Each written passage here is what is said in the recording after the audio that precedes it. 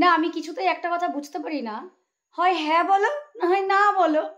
আমি জানি না, তোর যা ইচ্ছে কর, এইগুলোর মানে কি ভাই? দি ভাই তোমরা আমাকে কমেন্ট করো, দি ভাই দাদা ভাই বন্ধুরা যারা আছো আমাকে কমেন্ট করো যে এই কথাটা তোমরা কার মুখ থেকে শুনতে পাও। আমি যদি আমার মাকে কিছু একটা জিজ্ঞেস করি যে আচ্ছা এই এখন তো তাও একটু কমেছে, এখন যাই হোক ডিসিশনটা দেয়। আমি যখন একটু ছোট ছিলাম, যখন আমি স্কুলে টিউশনে মানে তখন স্কুল যেতাম, টিউশন পড়তাম যখন, এখন তখন কি হতো, ধরো টিউশন থেকে পিকনিকে নিয়ে যাচ্ছে কোথাও একটা দূরে, ট্যুরে নিয়ে যাচ্ছে, আমি বললাম মা আমি যাব, আমি জানি না, তোমার যা ইচ্ছা হয় তাই করো। এই ব্যাপারগুলো কে করে দি ভাই? আমার মা, আমার মা, আমি আমার মার কথা বলছি। তো হয় হ্যাঁ বলো না হয় না বলো।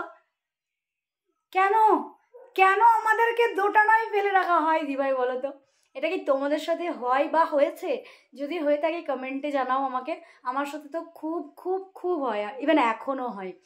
আমি কিছুতেই মাথায় আমার ঢোকে না যে মা একটু ক্লিয়ারলি বলো, হয় হ্যাঁ বলো না হয় না বলো, কিন্তু এটা বলো না যে আমি জানি না, তোমার যেটা ভালো হয় মনে হয় সেটা করো, আমাকে জিজ্ঞেস করবি না। এই ব্যাপারগুলো কেন কেন কেন কেন কেন কেন প্রশ্ন থাকলো তোমাদের কাছে, আমাকে বলো তো যে তোমাদের সাথেও কি এটা হয় বা হয়েছে?